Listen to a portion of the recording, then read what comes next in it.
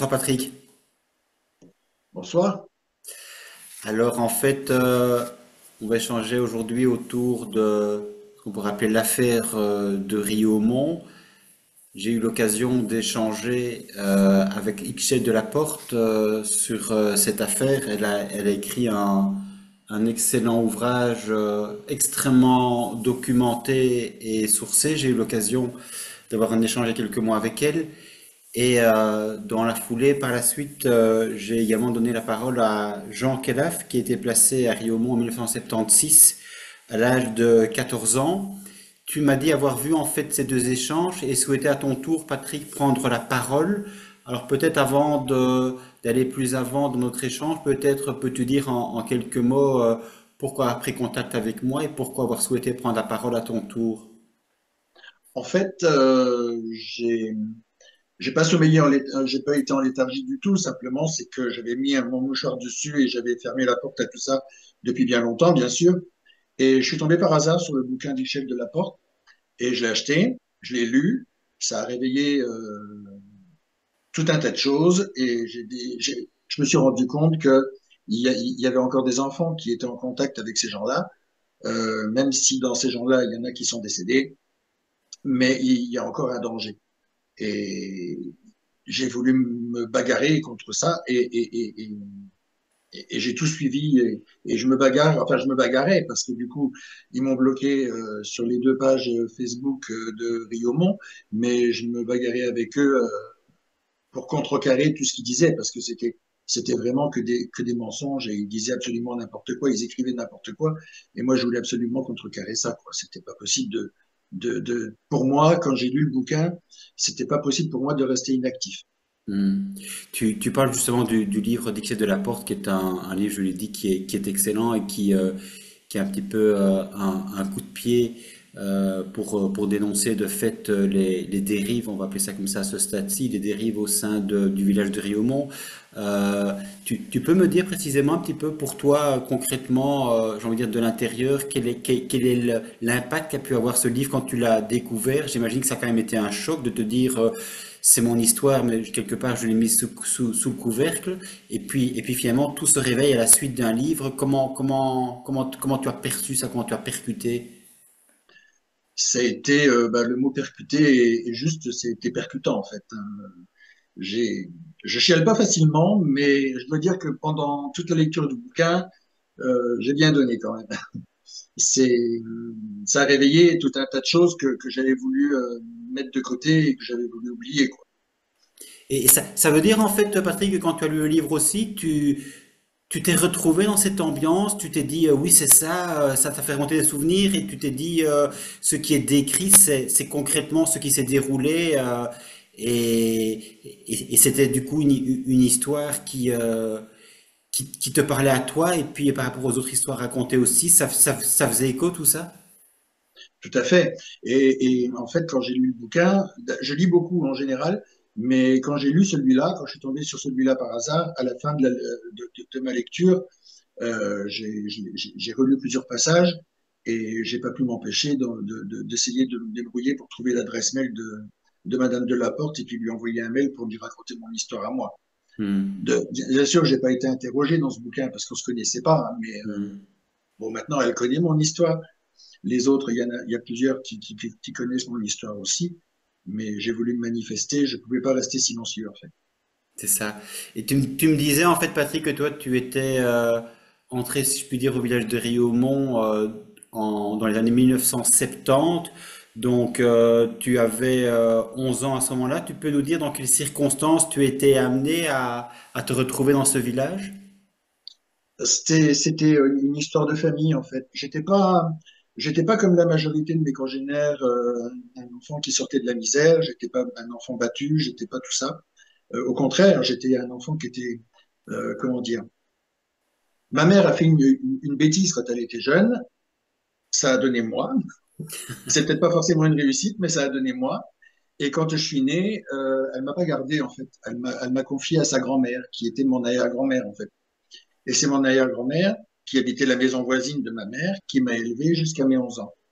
Et ma mère, bon, s'est mariée par la suite avec quelqu'un d'autre que mon père, parce que mon père, j'ai appris son existence Enfin, j'ai appris son nom seulement il y a 2 ans, même pas 2 ans.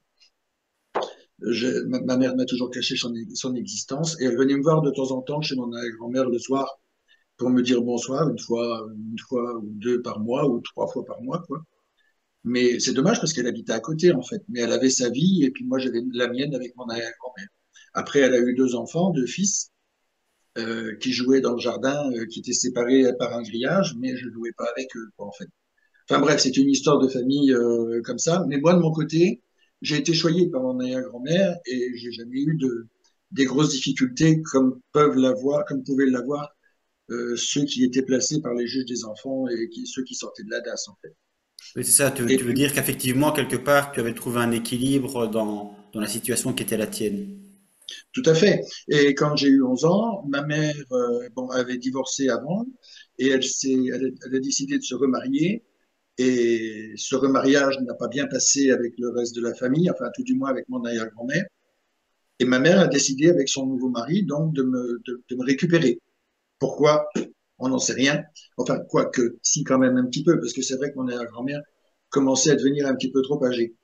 Et c'est de là que on s'est retrouvé devant un juge pour enfants d'Avennes-sur-Helpe, je crois, oui, ou de Valenciennes, je sais plus. Je crois que c'est d'Avennes-sur-Helpe qui qui a décidé de me placer au foyer de Riaumont avec l'accord de ma mère et de mon beau-père.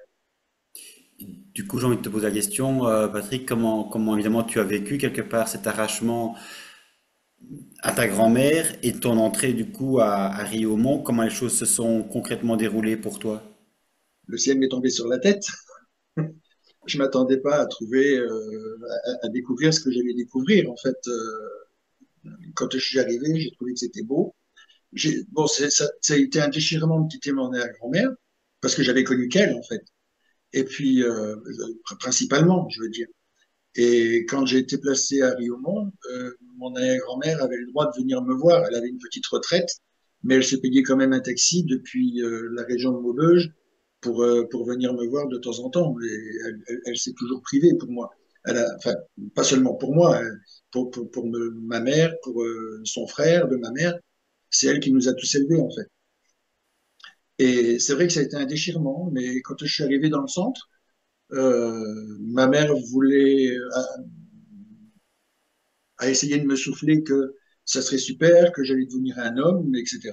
Et mais c'est vrai que j'avais trouvé ça beau. Il y avait un château, il y avait un mini château, je veux dire, il y avait tout un tas de choses qui étaient belles. Mais j'ai vite déchanté. Du coup, je me suis retrouvé avec une culotte de cuir le jour de mon arrivée. Ça, bon, ça m'a pas vraiment gêné beaucoup, sauf que la culotte de cuir, on l'a supportée autant en été qu'en hiver. Hein, c'est une culotte courte, donc on se caillait bien les niches. Et puis après, bon, les coups, ils ont commencé à pleuvoir, donc le ciel m'est tombé sur la tête. Rien que le fait de mal ranger mes chaussures, on se prenait un coup de rangers par le père à gauche, par exemple. C'était et après ce qui s'est passé, bon, il y a eu plein d'autres trucs après, mais bon, c'était vraiment un choc. Mais certains disent dans les témoignages en fait qu'ils étaient eux par contre dans une famille déjà problématique, déjà en souffrance, déjà le cas échéant maltraité véritablement, et que du coup en arrivant à Riom parfois c'était pour eux finalement un mieux, ayant connu pire, ou en tout cas c'était pas forcément pire, n'ayant pas connu mieux avant. Toi tu me disais que tu avais finalement été, je dirais, choyé dans ton milieu familial. Et donc, tu as peut-être du coup mieux vu les abus, les maltraitances, et ça t'a peut-être davantage choqué, interpellé, interrogé que les autres personnes dont je parlais avant. Comment tu as vécu quelque part ce décalage? Ça t'a pris à la figure? Comment tu l'as ressenti? Ça m'a sauté à la figure parce que j'étais pas du tout habitué à ce genre de comportement. J'étais pas habitué aux coups. J'étais pas habitué à voir des gamins se faire tabasser à coups de ceinturon et à coups de cravache et à coups de, enfin pas de cravache, j'ai jamais vu de cravache, mais à coups de ceinturon, à coups de rangers dans les côtes. J'avais jamais vu ça avant. J'avais jamais vu une telle violence avant. Donc automatiquement, bien sûr, pour moi, c'était un super choc. Et cette violence en fait dont tu parles, elle se comprenait comment? Il y avait une explication? Vous aviez, vous, finalement, une explication que vous étiez forgée en disant c'est à cause de notre turbulence, éventuellement, de notre comportement? Comment cette violence s'expliquait-elle finalement? Comme j'ai dit au début, ne serait-ce qu'avoir mal rangé ses chaussures, ses bottines, comment porter des bottines, on se prenait un coup. Si jamais, comment dire, un jour j'ai voulu faire comme les grands, et avec des copains, il y avait des. À l'époque, le papier toilette, c'était des papiers toilettes qui se divisaient en tout un tas de feuilles qui étaient toutes fines. C'était pas le papier toilette molletonné qu'on a maintenant, quoi. C'était. Enfin voilà, quoi. Ça a succédé au papier journal, je veux dire. Et on voulait faire comme les grands, fumer. Donc, dans ce papier, on prenait ce papier toilette et dedans, on enroulait des feuilles mortes. On écrasait des feuilles mortes dedans, on enroulait ça et on essayait de fumer ça. C'était franchement dégueulasse, hein. Mhm. Mais bon, un jour, on a été surpris et là, ça a été la raclée, quoi. Là, j'étais enfermé dans les douches pendant 2 ou 3 jours, je ne sais plus. Avant, la raclée, c'était à coup de ceinturon et pas du bon côté, quoi, le côté de la boucle, par le père Revet. Et après, dans les douches, j'ai eu d'autres surprises qui étaient aussi désagréables.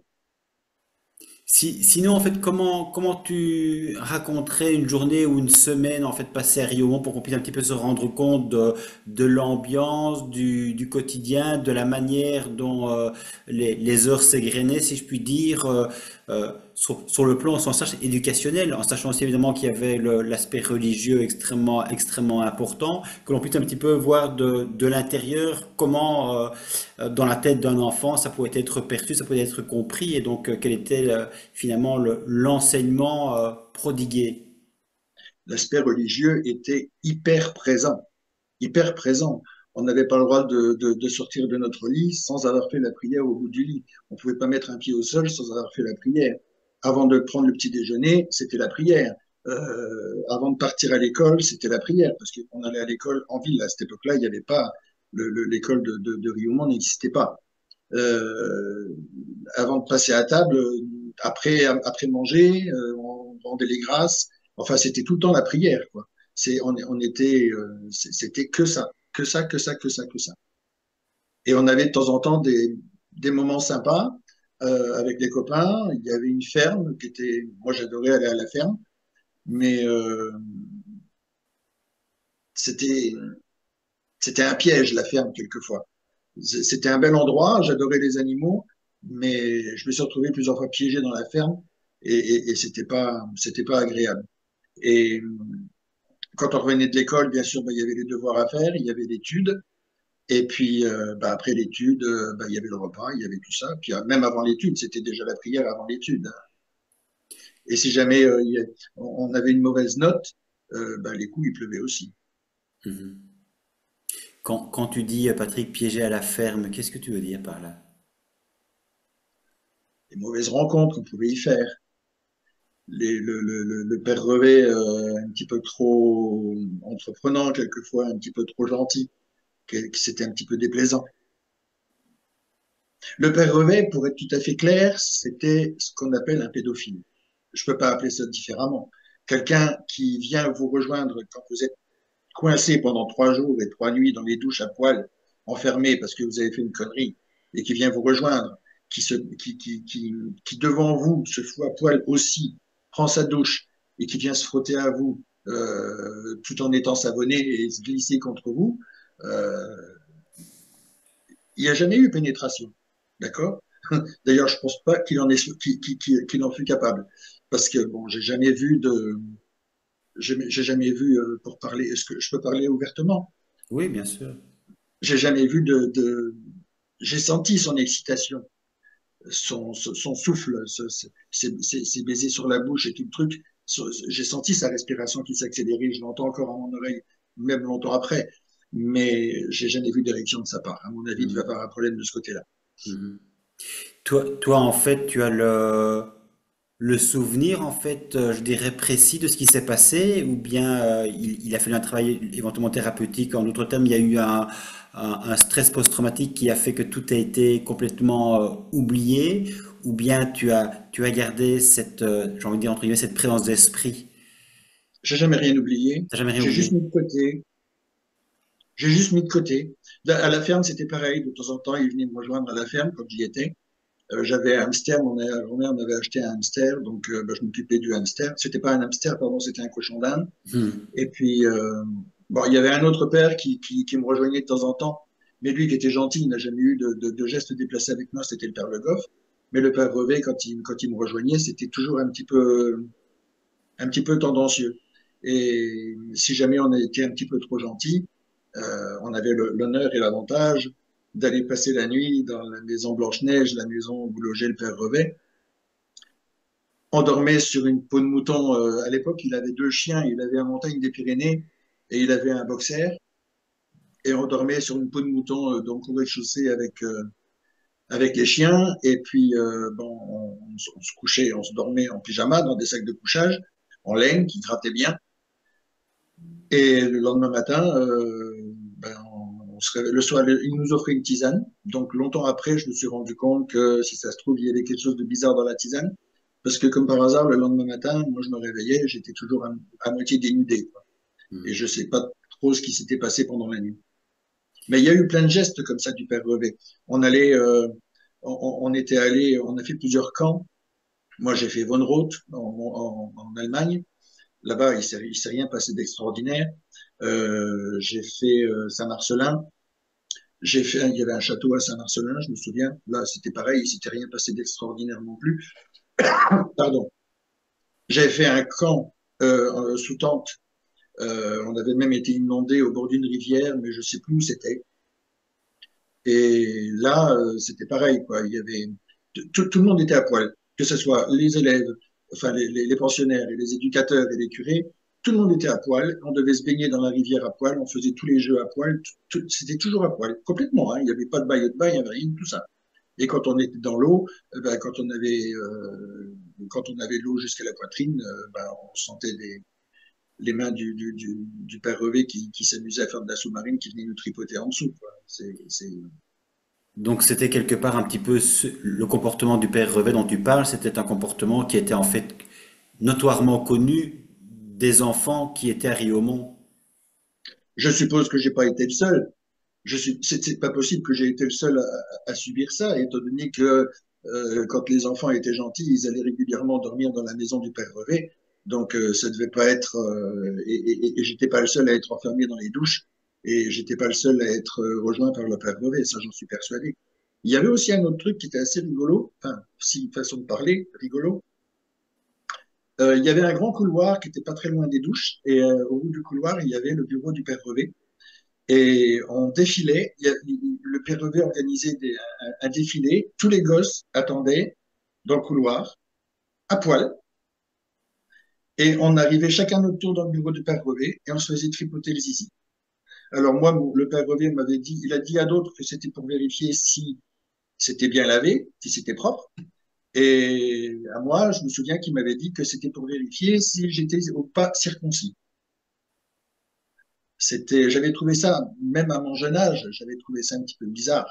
Mais je savais que la circoncision n'avait rien à voir avec la religion catholique, mais j'avais trouvé ça bizarre. Et bien sûr, des années après, ben, je me suis rendu compte que ça, plus ça, plus ça, plus ça, c'était pas clair, quoi. Mhm. Et il y avait un sacré paradoxe. Il y avait un grand paradoxe, c'est-à-dire que si un jeune avait un rapport un petit peu trop intime avec un autre jeune, et qu'il y en avait un autre qui allait moucharder au père Revet, c'est fou. Le mec, il se prenait une correction magistrale. Les deux mecs se prenaient une correction magistrale. Alors que le père Revet, lui, Mhm. il abusait de ce genre de choses. Mhm. C'était vraiment paradoxal comme situation. Et Mhm. ben, je me suis même vu prendre des raclés à la sortie du confessionnal, hein, en guise de pénitence. Entre vous, Patrick, vous parliez de vos maltraitances ou bien chacun gardait ça pour lui? On avait peur. on avait peur. Et puis,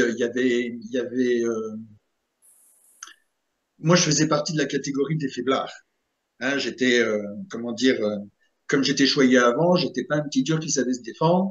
J'étais ce qu'ils appelaient à l'époque, ce qu'on appelle toujours peut-être encore maintenant, une chochotte. J'étais un faible et je passais ma vie à avoir la trouille. J'avais la trouille des curés, j'avais la trouille du père Argouache qui, bah, de temps en temps, il piquait sa crise, lui, il allait à coups de Rangers. Et j'avais aussi la trouille des grands, qui de temps en temps, des grands pensionnaires, des plus grands que moi, qui étaient plus costauds et puis qui nous prenaient de temps en temps à partie pour se défouler sur nous, quoi, en fait. Oui, c'est ça, parce que je me pose la question justement de savoir comment finalement gère-t-on de maltraitance si on ne peut en parler, s'il n'y est pas mis fin par un éducateur ou par définition Non, par l'auteur même des abus, comment la personne qui est victime de maltraitance peut précisément, entre guillemets, gérer cette maltraitance sans retourner cette violence contre elle-même ou sans éventuellement retourner cette violence contre ses condisciples, parce que je pense qu'il y avait quand même ça une violence aussi entre vous pour gérer un petit peu cette tension intérieure. c'était un monde de violence. C'était que ça, que ça. Et je suis persuadé, en ayant pris plusieurs décennies de recul, que les plus âgés, les plus costauds, qui étaient devenus violents et qui, eux, savaient se défendre, n'avaient pas de problème avec les curés. Eux, ils se faisaient pas tabasser par les curés parce qu'ils savaient se défendre. Et j'ai l'impression que pour eux, c'était nous maltraiter, nous, les plus jeunes et les plus faibles, les plus faiblards, c'était pour eux une sorte de planque, une cage un petit peu dorée pour eux. Il fallait qu'ils s'en sortent d'une manière ou d'une autre. Et nous, ben, on subissait comme, voilà. Mais ce que j'aimerais aussi comprendre, Patrick, dans ce que tu dis, parce que vu de l'extérieur, évidemment, on a l'impression que c'est un microcosme, ça c'est clair, donc c'est un peu une bulle, un monde fermé, mais où Ah finalement, oui, il y en aurait pas un pour attraper l'autre. Il y avait personne éventuellement qui avait l'autorité suffisante, et je dirais qui est suffisamment sain d'esprit, et juste pour le coup, pour mettre des limites à tel ou tel éducateur ou au père Revet, ou tu n'as jamais rien vu de cet ordre-là, une sorte une, d'autorité saine qui fait en sorte qu'à un moment donné, tu te dis, OK, il y a un abus et il y a effectivement quand même l'une ou l'autre personne vers laquelle éventuellement on peut se tourner, ou en tout cas qui prend des initiatives pour mettre fin à ces maltraitances, ou bien que tout le monde était vraiment quelque part logé à la même enseigne et tous les éducateurs un petit peu dans le même pot. j'en ai rencontré une éducatrice, Marie-Claude Manchot. Elle, je l'aimais bien, je l'adorais même, elle était gentille, et je savais, elle ne disait pas véritablement devant nous, elle ne nous a jamais touchés, elle ne nous a jamais frappés, elle a toujours été gentille avec les gosses. Pardon, on n'a jamais eu de problème avec elle, mais on sentait qu'elle n'était pas d'accord avec ce qui se passait. On sentait qu'elle détournait les yeux quand il y avait un accès de violence de la part des curés sur les enfants. Mais bon, elle ne pouvait pas faire grand-chose. Et je ne sais pas si elle était éducatrice diplômée ou si elle était stagiaire, j'en sais rien du tout. J'avais 11 ans, donc je ne pouvais pas le savoir. Mais je sais qu'elle n'est pas restée longtemps. Tu, tu m'as envoyé un mail en fait que j'ai imprimé et qui relate un petit peu ce que tu as dit, et c'est vrai que ça m'avait très fortement touché parce que ça me touche d'autant plus en fait que tu le sais, tu en as parlé sur le site internet Riomont, je dirais de façon générale, parle de fake news, essaie de démonter Oui, complètement le livre d'Ixelles de la Porte, de dire que finalement tous ces témoignages, il essaie de les démolir les uns après les autres. Et j'ai le sentiment en fait que les, les sévices ont eu beau s'accumuler, les témoins ont beau s'accumuler, ça a quand même duré pendant des dizaines d'années, et il n'y a visiblement aucune remise en question. Et le premier réflexe, malheureusement, c'est un réflexe de protection de la réputation d'une institution. Et les victimes sont comptées du coup pour rien. Donc j'ai un peu du mal évidemment quand on voit aussi que c'est un milieu intégriste avec une morale a priori extrêmement rigide et donc où la justice, la charité doit être première. J'ai un peu du mal évidemment à voir comment pour le coup l'évangile est mis en pratique lorsqu'il s'agirait au contraire de reconnaître les abus qui ont été commis. Donc c'est vrai qu'en lisant du coup ton mail et en voyant les abus que tu avais subis, Ben, c'est en fait évidemment extrêmement choquant et on s'attendrait légitimement à ce qu'il y ait simplement une reconnaissance et une demande, j'ai envie de dire, à tout le moins de pardon, de repentance. Or, c'est vraiment tout le contraire quand je vois ce que le Riomont indique sur son site, c'est assez effroyable ce manque d'empathie, ce manque de reconnaissance. Il y en a un deux, pardon, qui se détachent un petit peu du lot. Il y a déjà le père Tabourin en priorité qui lui nie absolument tout et puis dit que tout est absolument faux. Il y a le père Alain Hockmiller qui lui, il serait plutôt dans la provoque. Il nie aussi tous les faits. Apparemment, lui, il a eu des soucis aussi de manière juridique avec des images pédopornographiques, d'après ce que j'ai compris.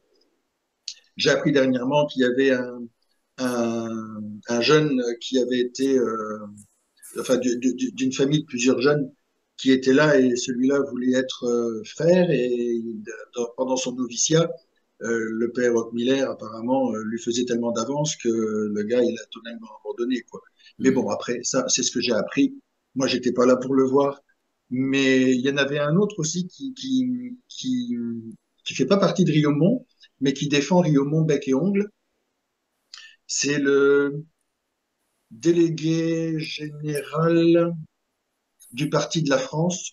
C'est une sorte de groupuscule de groupuscule d'extrême droite.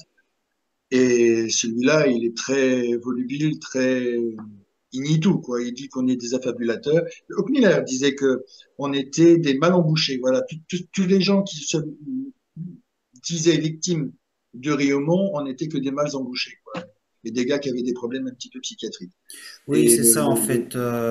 C'est chaque fois dire la personne avait déjà un problème avant et donc quelque part, elle est responsable de la situation. Elle était tellement turbulente que finalement elle avait du mal à se plier à la rigueur qui était voulue à Riomont, puisque par définition ce sont des enfants évidemment qui sont placés par le juge des enfants, donc des enfants à problème et donc finalement ce sont des personnes à problème quoi. Donc c'est de fait eux le problème. Donc on voit bien qu'il n'y j'ai a vu aucune remise en question.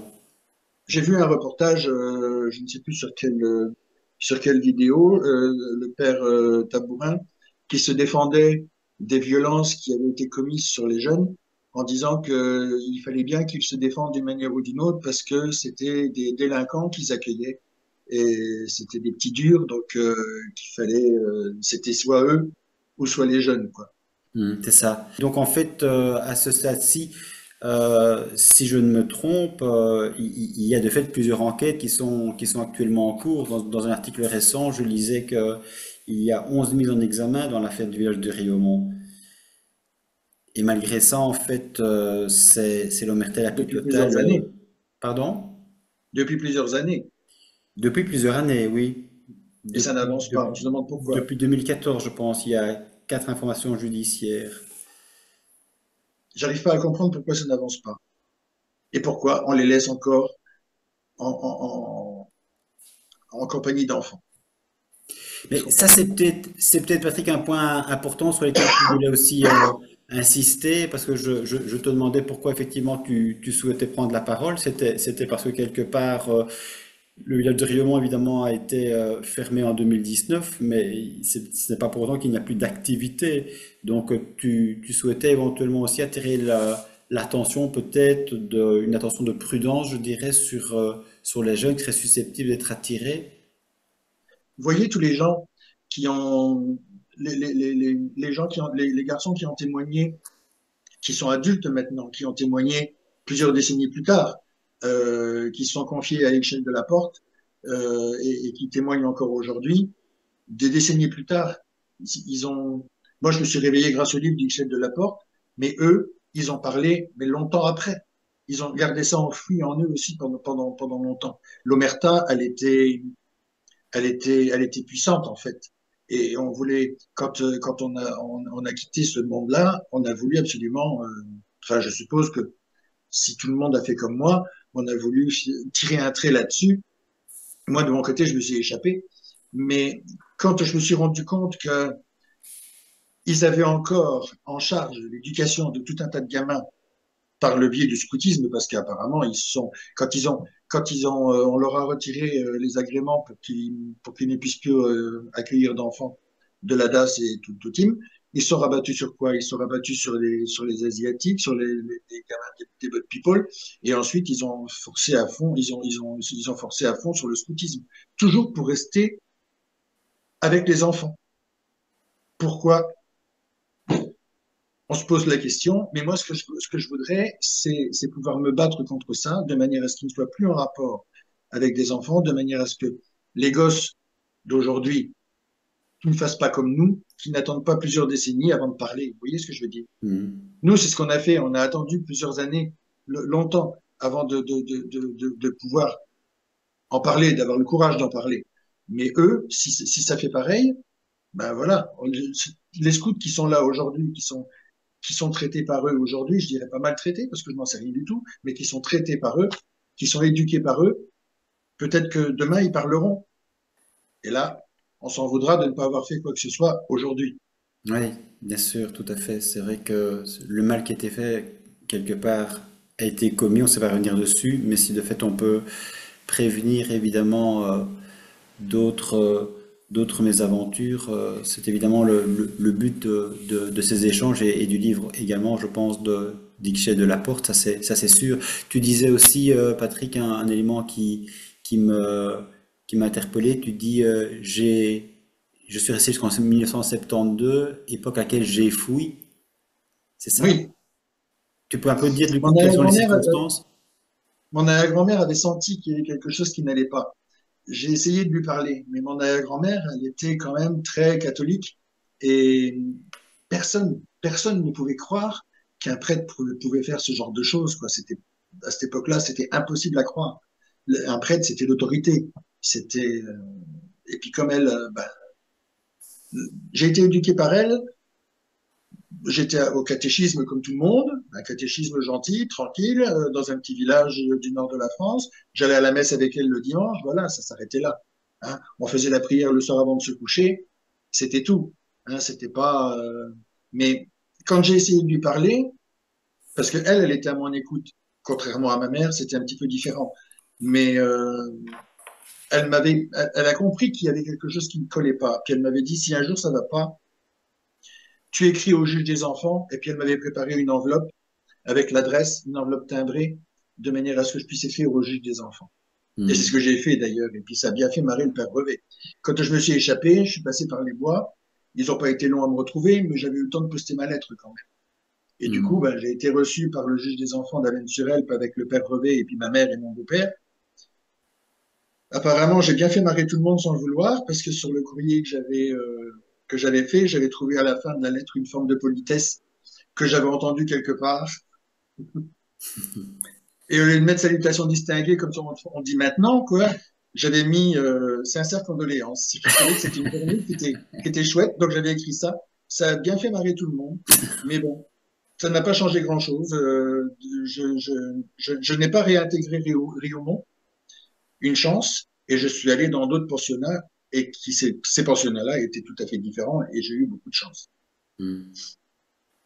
Alors, tu es donc resté, on le disait, 2 ans à Deux Riomont. ans. Tu as quand même subi des maltraitances, dont quand même des abus sexuels. Euh, comment après on traverse ça? Les abus, on va dire des attouchements, ça s'arrête là en ce qui me Des concerne. attouchements, oui. Comment finalement, parce que bon, tu étais quand même jeune à cette époque-là, donc le rapport à la sexualité, c'est quand même un petit peu jeune, j'ai envie de dire, pour comprendre vraiment ce qui se passe, et encore plus évidemment pour, entre guillemets, le digérer. Donc, quel impact quelque part ça a eu dans ta vie et comment tu as pu finalement, si c'est le cas en tout cas, dépasser ça, en tout cas faire en sorte que ça ne te soit pas un boulet jusqu'à la fin de tes jours, le cas échéant. C'est, comment expliquer? Ma façon d'être est le résultat de toute mon enfance, en fait, pas seulement de Riomont, mais je crois que au niveau de ma sexualité, c'est vrai que j'ai une petite lacune Je suis un petit peu coincé à ce niveau-là et j'ai toujours été coincé un petit peu à ce niveau-là et je crois que ça vient de là. J'ai jamais eu de problème autrement que qu'à cet endroit-là et je crois que ça m'avait un petit peu traumatisé quand même. Mais c'est vrai, j'ai toujours été coincé à ce niveau-là. J'ai jamais été un champion dans ce domaine. Oui, mais je veux dire Mais même plus largement, Patrick, sur le plan affectif, sur le plan réalisation de soi, familial, le travail, enfin, je veux dire, ce sont des situations qui peuvent vraiment impacter toute une vie dans ces multiples domaines. Donc, ben, c'est ça. j'ai eu quelques, comment dire, j'allais appeler ça des tares, mais c'est pas vraiment des tares, mais je me suis jamais senti. J'ai quand même eu une vie professionnelle assez riche et je suis bien épanoui à ce niveau-là et j'ai eu des postes à responsabilité. Mais dans ma tête, c'est incroyable. Je me suis toujours donné à fond dans tout ce que je faisais au niveau professionnel, mais je ne me suis jamais senti véritablement légitime. Vous comprenez ce que je veux dire? Mhm. Dans ma tête, j'avais le syndrome de l'imposteur. C'était un peu ça.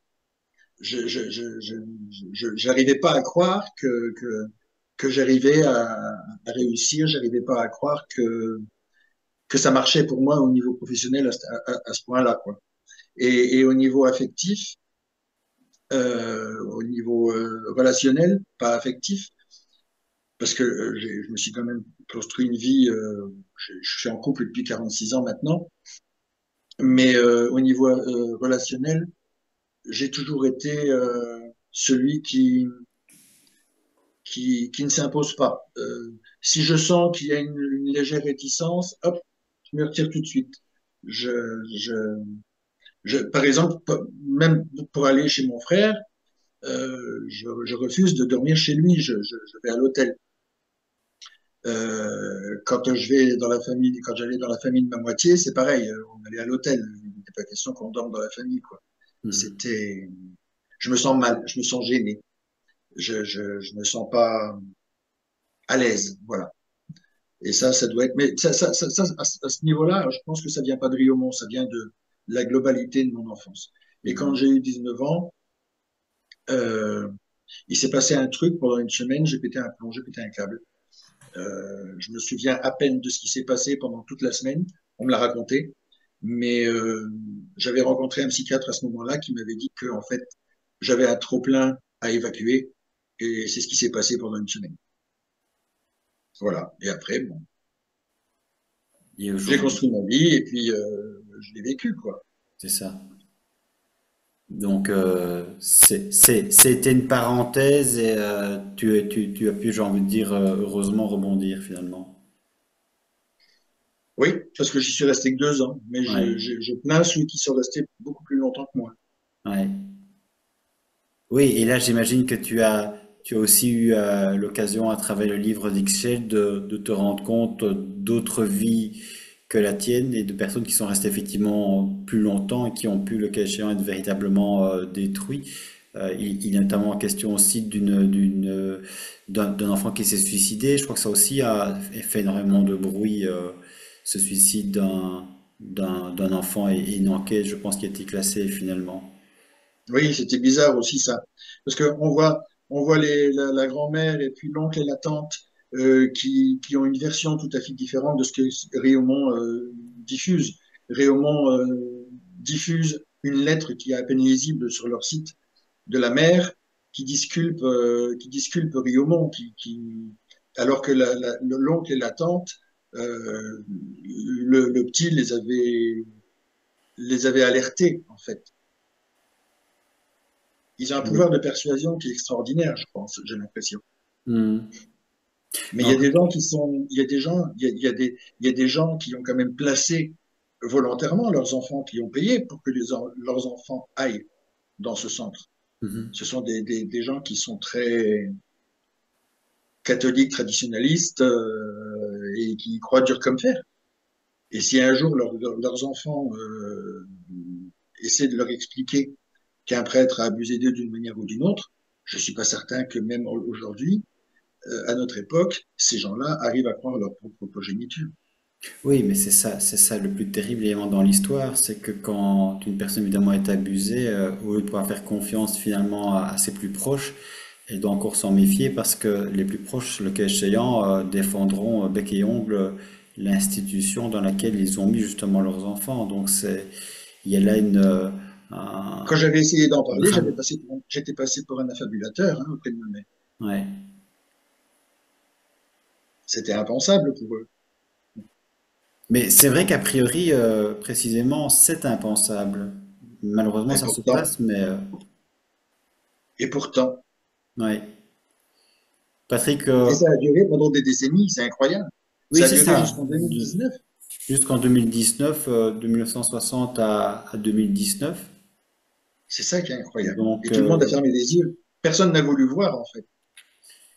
mais sur la longueur, c'est vrai qu'on aurait pu s'attendre à un moment donné à ce que ça soit visible plus rapidement, mais c'est vrai que c'est étonnant, d'où aussi ma question de tout à l'heure, de savoir finalement en interne comment, entre guillemets, ça se gérait. Est-ce qu'il y avait des personnes qui étaient plus sceptiques que d'autres de réagir ou qui ont réagi en interne pour faire en sorte que, ad minima, les maltraitances cessent ou diminuent ou soient faites davantage en cachette? Parce qu'évidemment, quand les J'ai enfants, l'impression, quand les enfants dans un village, à certains endroits, à l'occasion de certaines activités se retrouvent nus, par définition, ça se voit et par définition, ce n'est pas censé quelque chose qui est censé être normal. Surtout que quand on est religieux, qu'on a une morale catholique, a priori, on se trimballe pas tout nu, quoi. Je veux dire, il y a justement une pudeur qui est par excellence un point d'orgue, je dirais. Et donc là, visiblement, c'est tout l'inverse. C'est pour ça que c'est assez frappant. mais ce qui est frappant, c'est que les gens qui n'étaient pas d'accord avec ça, ils sont pas restés longtemps. Mhm. Ils ont été vite écartés. Mhm. Et quand il y a eu des, des suspicions un petit peu trop médiatisées, certains prêtres ont été juste écartés. Ils ne dénoncent jamais aux autorités véritables. Ils écartent. Ils ont leur propre autorité religieuse, en fait. Et ils écartent quelquefois juste pour un moment. Et ils reviennent après. Et quand ils écartent, les pédocriminels qui sont écartés, eh ben, ils vont faire d'autres dégâts ailleurs. C'est bien pour ça, effectivement, que les maltraitances peuvent durer, évidemment, tellement longtemps aussi, précisément, parce que ça se règle, entre guillemets, en interne, c'est-à-dire que c'est étouffé. Il n'y a Donc, pas eu que Riomont. On entend parler de Bétaram. Juste à côté de chez moi, il y a Autrey, l'abbaye d'Autrey. Il y a eu plusieurs suicides de jeunes dans cette abbaye d'Autrey qui est fermée maintenant. Maintenant, on peut visiter les jardins, ils font de l'horticulture, ils font des chambres d'hôtes, voilà quoi. Et là, d'ailleurs, à mon avis, Riomont, j'ai l'impression que c'est ce qu'ils sont en train d'essayer de faire. J'ai vu qu'ils transformaient un bâtiment pour en faire euh, dans un but hôtelier. mhm, d'accord. Mais écoute, Patrick, on ne sera pas trop long parce que de fait, je pense que l'idée était ici de pointer évidemment ton propre témoignage à travers ce que toi tu as vécu, ce que tu as vécu, ce que tu as vu et l'ambiance générale qui régnait à Riomont, en tout cas pendant les 2 années dans lesquelles tu étais. Donc je ne sais pas si éventuellement il y a un élément important sur lequel tu souhaiterais encore parler, qu'on n'aurait pas encore évoqué. Non, j'espère juste que mon témoignage sera comme celui des collègues, qui sera utile, c'est tout. Parce que maintenant, nous, on peut plus porter plainte. C'est terminé, il y a prescription depuis longtemps. Donc, je me débrouille maintenant pour faire entendre ma voix d'une manière ou d'une autre. Voilà. C'est ça. Ben, en tout cas, je te remercie, Patrick, d'avoir effectivement pris la parole parce que je sais que pour bon nombre de personnes, ce n'est pas du tout évident de prendre la parole, surtout quand on a essayé, peut-être comme toi dans un premier temps, en tout cas, de faire en sorte de ne pas remuer, je dirais, la vase. Et puis, finalement, pour toi, en tout cas, ce livre d'Ixelles a été quelque part salvateur et j'espère qu'il le sera Ben également, oui. évidemment, pour d'autres, ainsi que toutes les Je crois personnes que je qui dois lui souhaiteront dire un grand témoigner. merci parce qu'elle a ouvert la porte à beaucoup de gens. Elle a été très empathique, elle a été magistrale sur le coup là. Et elle a fait un sacré travail de recherche Ouais, quand même. Et absolument. quand j'entends que Guillaume appelle ça le roman noir, ça me met hors de moi, quoi. Mais en tout cas, merci de m'avoir écouté Merci à et toi. j'espère que ce témoignage pourra servir à quelque chose comme celui de mes collègues. absolument. Merci à en toi. espérant qu'il y en ait d'autres. Merci. Au revoir. Au revoir.